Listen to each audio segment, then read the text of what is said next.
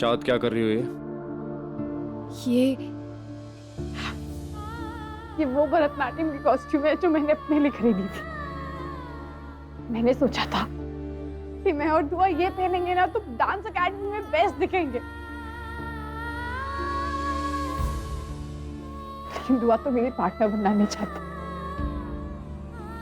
तो मैं ये ड्रेस अलका के साइज के लिए ऑल्टर कर रही हूँ।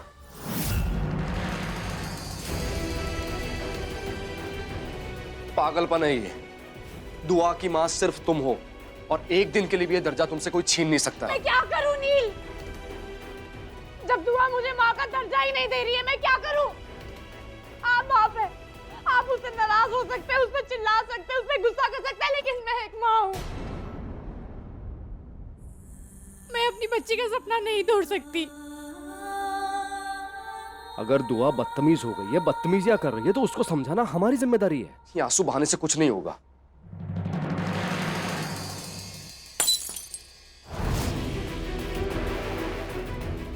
बाबा के कमरे से आवाज आ रही है। बाबा!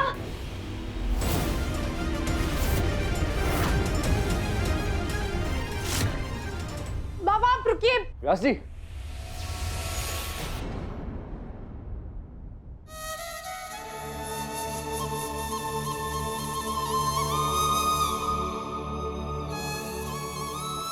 आप प्लीज बैठिए, इधर आइए।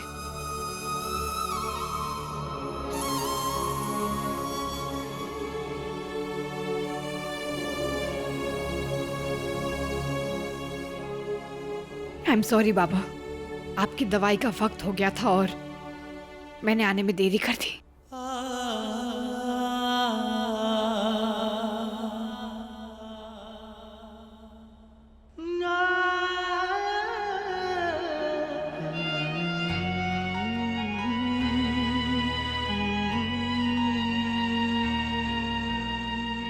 दुआ को लेकर परेशान है व्यास जी। दुआ के मन में ये बात घर कर गई है कि चाहत दुआ से कम प्यार करती है, श्लोक से ज्यादा प्यार करती है। बच्ची अभी क्या करें, और आजकल दुआ चाहत से बहुत बदतमीजी भी कर रही है। बाबा मुझे कुछ समझ में नहीं आ रहा, दिन ब दिन दुआ मुझसे दूर होती जा रही है।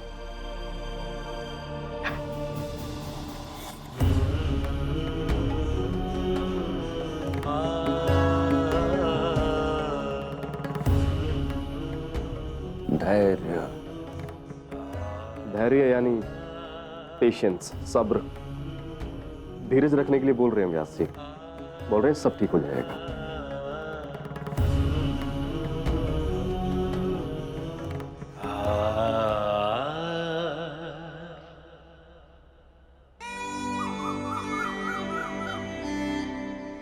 नील, बाबा ना शायद सही कह रहे हैं, मुझे थोड़ा सब्र रखना चाहिए।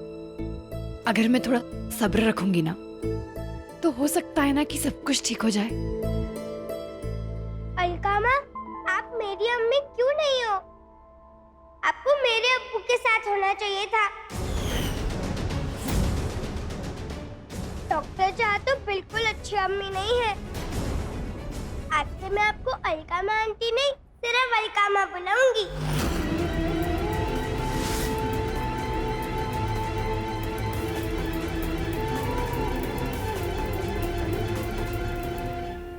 दुआ,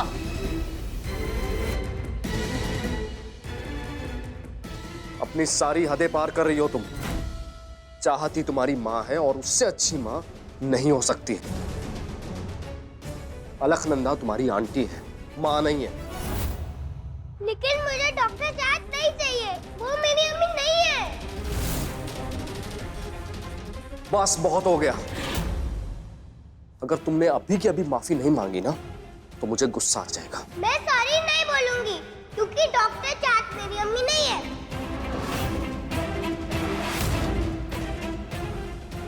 तुम्हें ठीक करना मुझे अच्छे से आता है। नील, चाहत हमारी बच्ची बदतमीज नहीं हो सकती है।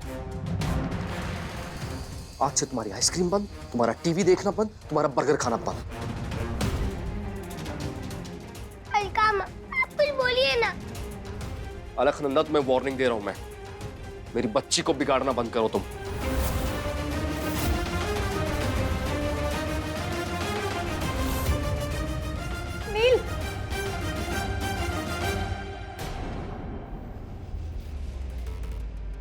नील, आप प्लीज गुस्सा छोड़िए ना।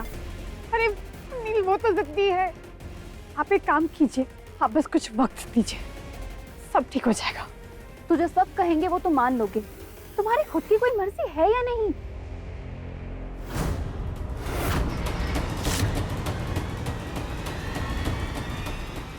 ए, तू यहाँ क्या कर रहा है?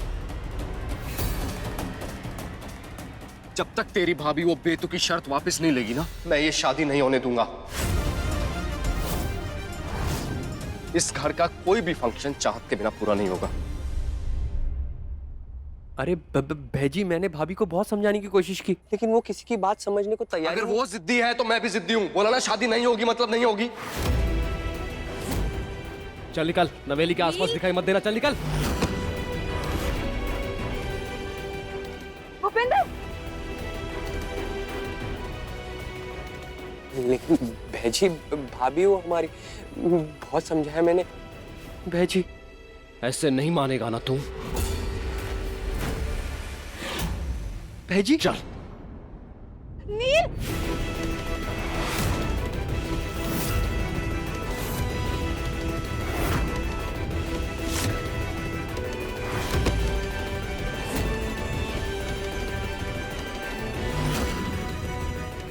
चल निकल यहाँ से, चल जा। नील भैजी क्या कर रहे हैं आप? आप जानते हैं ना भूपेंद्र बचपन का दोस्त है आपका। इसी बात का तो बुरा लग रहा है मुझे। बचपन का दोस्त है मेरा ये, कि आज इसकी खुद की भाभी गलत कर रही है तो उसके खिलाफ आवाज नहीं उठा रहा है ये। लेकिन भैजी मैं, बस बस बोपू, मैं यार बहुत परेशान हूँ। प्लीज मुझे और परेशान मत कर। जा यहाँ से। नील भैजी, नील भैजी। भैया, अभी नील बहुत गुस्से में है, अभी रहने दीजिए, मैं उनसे बात करूंगी।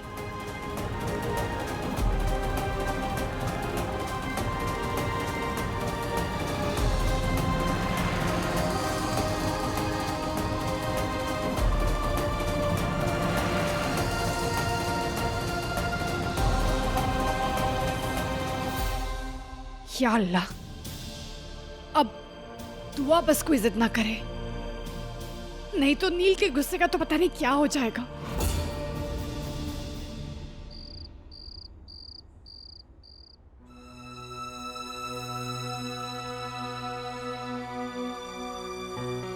आज से बाहर का पिज्जा बर्गर खाना बंद।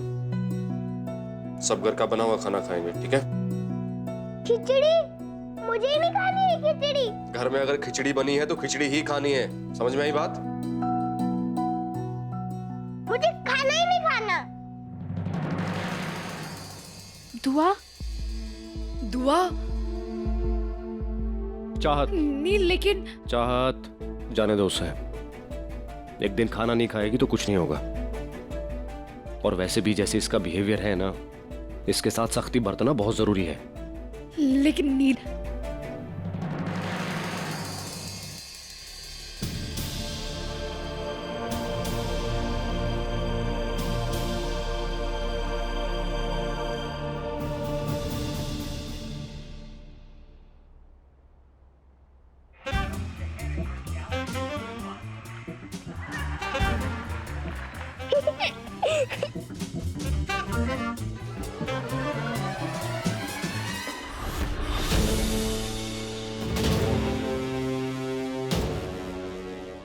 तुम्हारी वजह से अम्मी इतनी परेशान है और तुम्हें कोई फर्क नहीं पड़ता।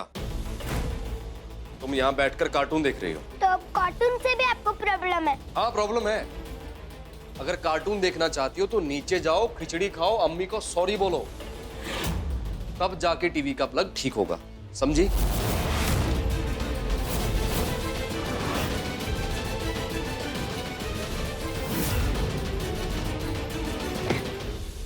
डॉक्टर चाहत के साथ रह रह के अब्बू भी डॉक्टर चाहत जैसे बनते जा रहे हैं।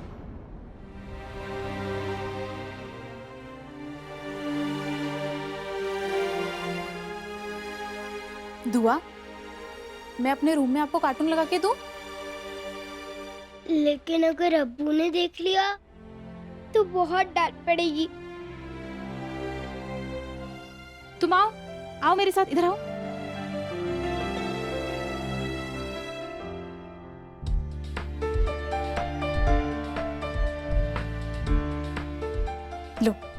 तो नहीं पता चलेगा ना उन्हें। चलो मेरे रूम में चलते हैं, ठीक है? चलो चलो चलो।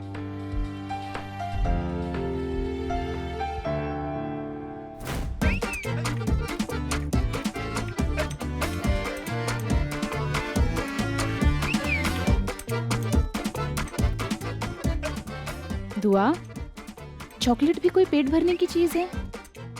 तुम थोड़ी सी खिचड़ी खा लेती, उसके बाद भी मैं तुम्हें चॉकलेट देती ना। मुझे नहीं पसंद खिचड़ी।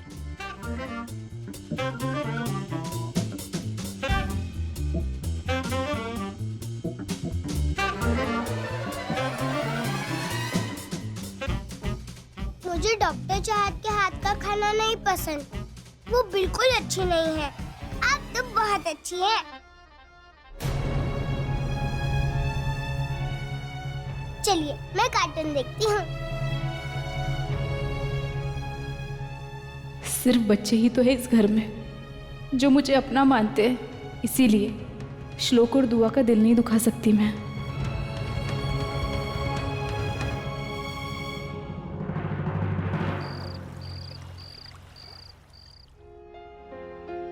या अल्लाह, दुआ ने कुछ खाया भी नहीं है। भूखे पेट उसे नींद कैसे आएगी?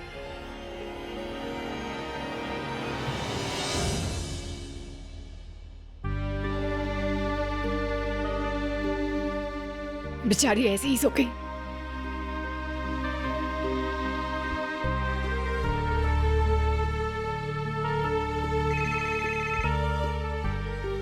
भैया का कॉल।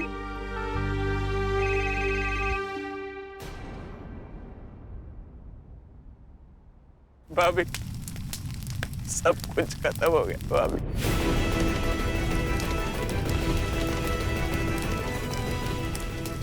भाभी, बेकरी चल गई, बेकरी में आग लग गई भाभी। भाभी, भाभी, नीलम जी का फोन भी नहीं लग रहा भाभी। भाभी, मेरे कुछ समझ में नहीं आ रहा, मैं क्या करूं भाभी। बोबो भैया फिक्र मत कीजिए, मैं आ रही हूँ वहां पर।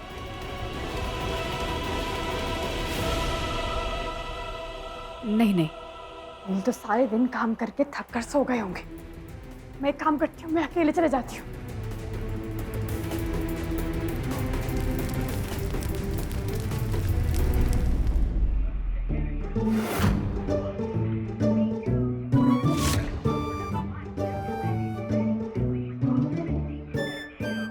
इतना अजीब सा क्यों लग रहा है? इतनी सारी चॉकलेट खा ली और अब तो नींद भी भाग गए। और ये टीवी भी इतना बोरिंग सा लग रहा है।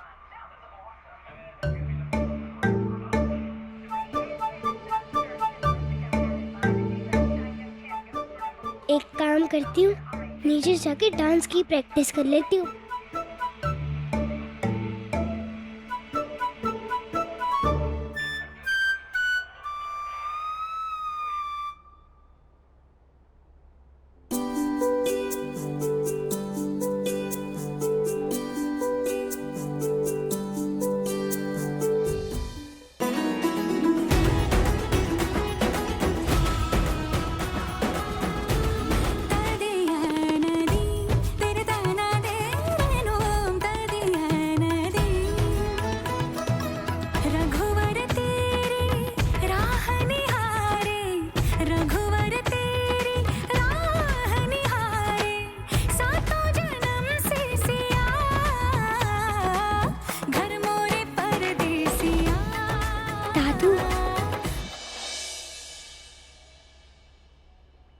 आपको नींद नहीं आ रही? आपने भी चॉकलेट खाई है क्या?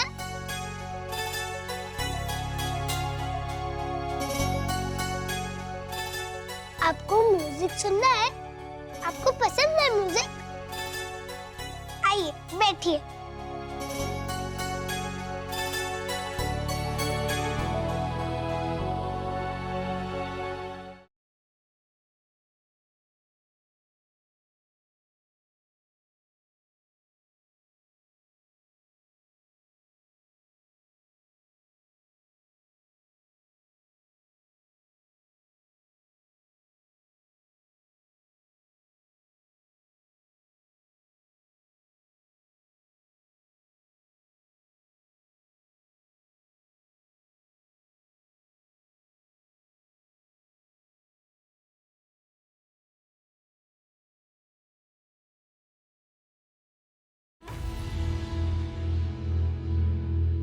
भूख लगी है, लेकिन मुझे खिचड़ी नहीं खानी।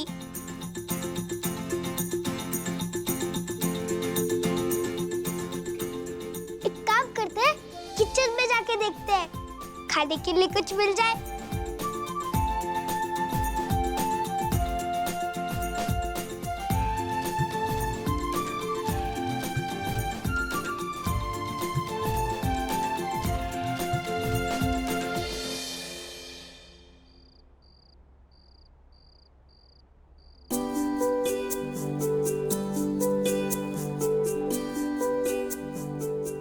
दादू, दूध तो पी सकते हैं ना? लेकिन अब इसे गर्म कहाँ पे करूं? और वैसे भी गैस को टच करने की परमिशन तो बच्चों को होती नहीं है। आइडिया।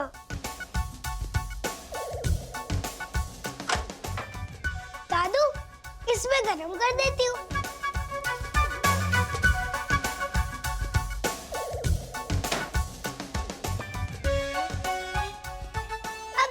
दादू, ये 1 मिनट में गर्म हो जाएगा, फिर हम दोनों साथ में दूध पिएंगे।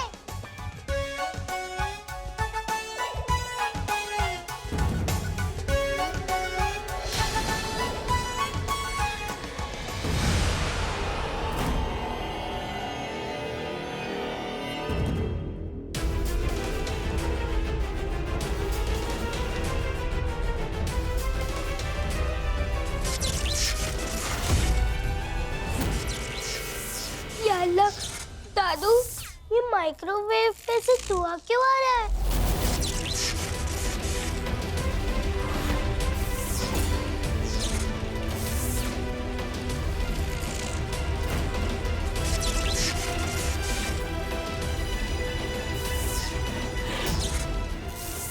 दादू, दादू, ये क्या हो रहा है? चलिए यहाँ से। दादू,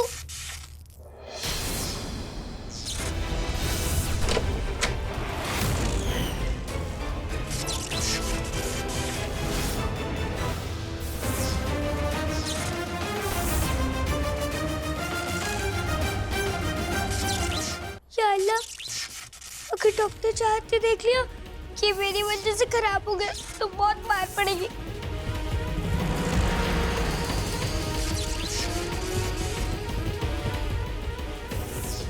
दादू, दादू प्लीज ऐसे चलिए।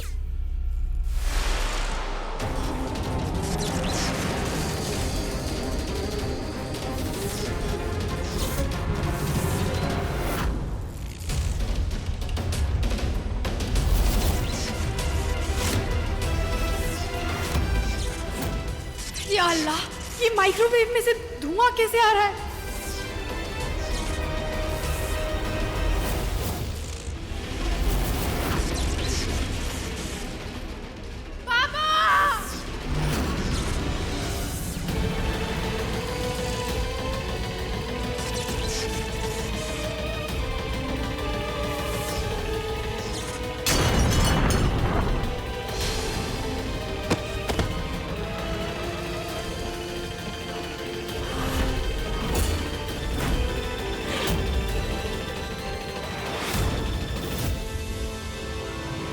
बाबा, आप ठीक है ना?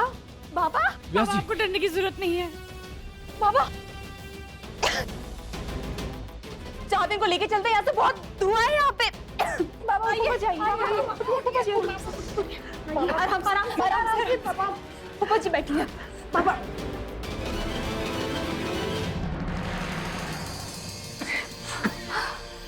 सब ठीक है।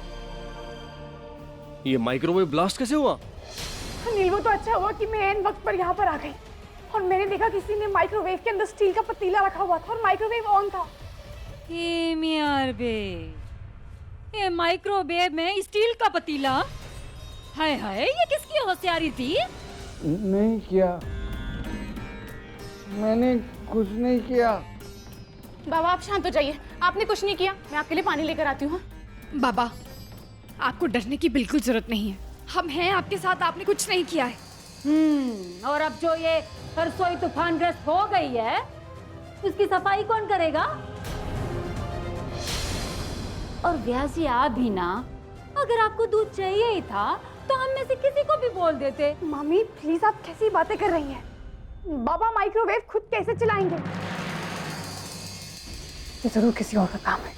बाबा आप प्लीज मुझे बताइए कि वहां माइक्रोवेव किसने ऑन किया था? बाबा प्लीज घबराइए मत, मुझे बताइए।